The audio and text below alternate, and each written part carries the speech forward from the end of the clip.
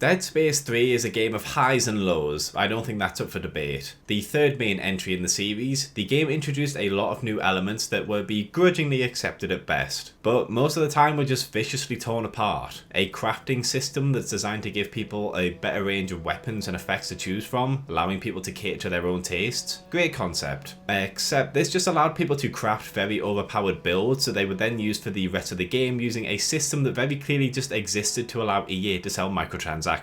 A secondary main character that is vastly inexperienced with the horrors of the necromorphs, and Isaac trying to help them deal with the trauma that he experienced in the first and second game.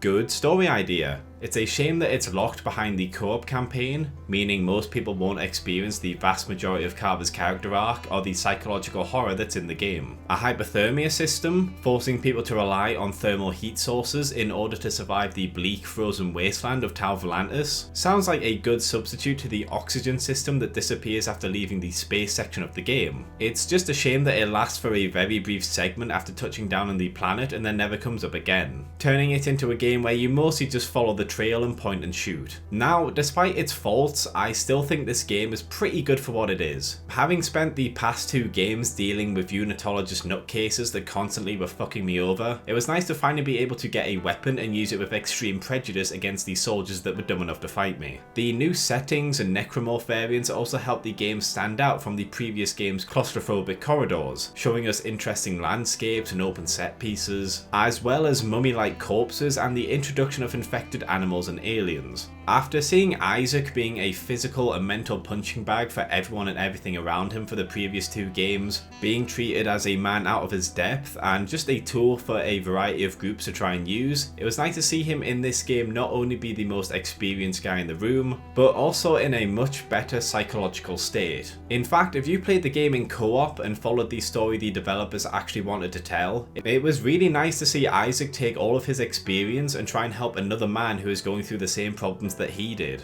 And finally, we have the ending. Now, a lot of the stuff building up to the ending I think could be better, and as I said, it only really makes sense if you play the co-op story instead of the single player one, but I think it was actually a decent ending. With Danik holding Ellie hostage, Isaac is unsure of whether to lose Ellie or risk the necromorphs winning and taking over the rest of the galaxy with them. Carver, having recently learned to focus on the love and joy he had for his family instead of the raging guilt over their deaths, decides that Isaac has lost enough in his life, and gives Danik the codex to activate the machine and reverse its effects. Danik releases Ellie and dies when activating the machine, and after a last farewell with her, Isaac and Carver go on to face the recently awakened Brother Moon. Despite having to constantly be on the move, fighting through wave after wave of necromorphs, and receiving some pretty heavy hits in the process, the two are successful in killing the moon and the necromorphs with it. As the two fall towards Volantis, Isaac takes one last look at a photo of Ellie, a look of satisfaction on his face over the fact that not only did he succeed, but Ellie will get to live the rest of her life in peace. And let's be honest, I think that's a pretty decent ending for the franchise itself. Isaac was forced to fight for his life on the Ishimura,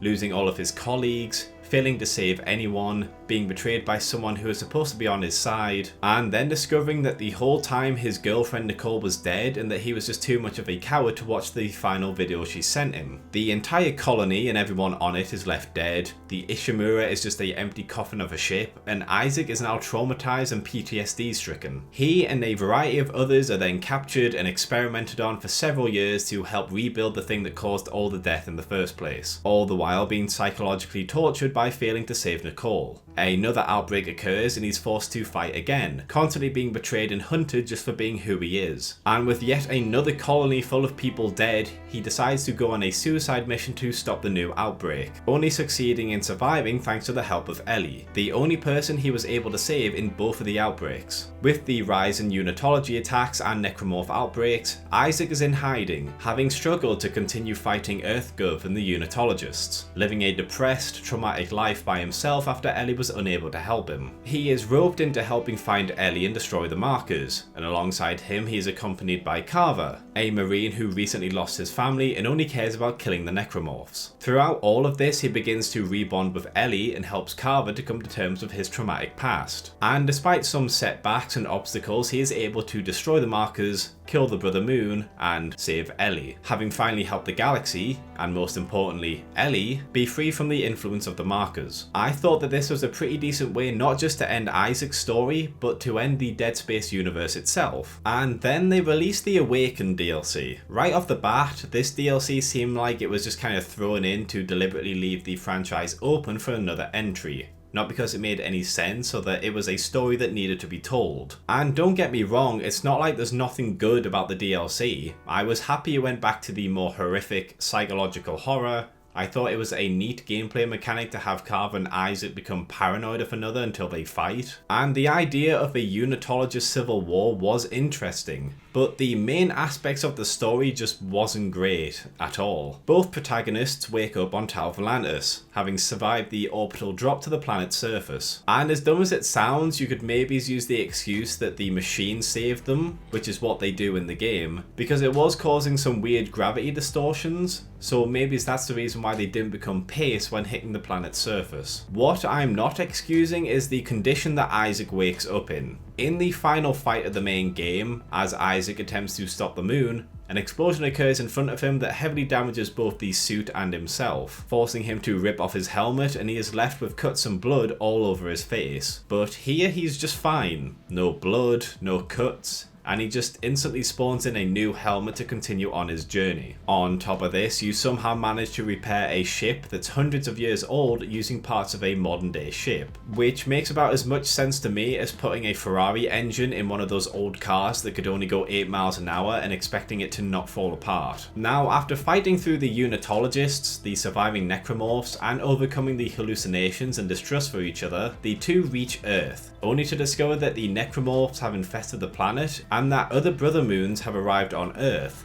essentially killing humanity as the protagonists crash into one of the moons, seemingly dying as well. Apparently the moons are here because restarting the convergence event on Volantis was able to attract their attention, but the rest of the convergence events that happened over the series just weren't good enough apparently, and so they stayed quiet during the rest of the games. So not only do you have a relatively optimistic ending of the base game be completely meaningless, you now have pretty much the entire franchise be completely meaningless and pointless, as humanity and the protagonists are now dead, and so everything Isaac did in the previous games and this one was for nothing. If they wanted to make another game, there's plenty of spin-offs and prequels they could have made to keep the franchise going, so it seems like this DLC was just added to make sure they could say that the franchise was officially over and they could move on to something else, because I can't really think of a reason to end a franchise like this unless you're trying to burn it to the ground. This DLC is one of the worst gaming experiences I think I've played in games.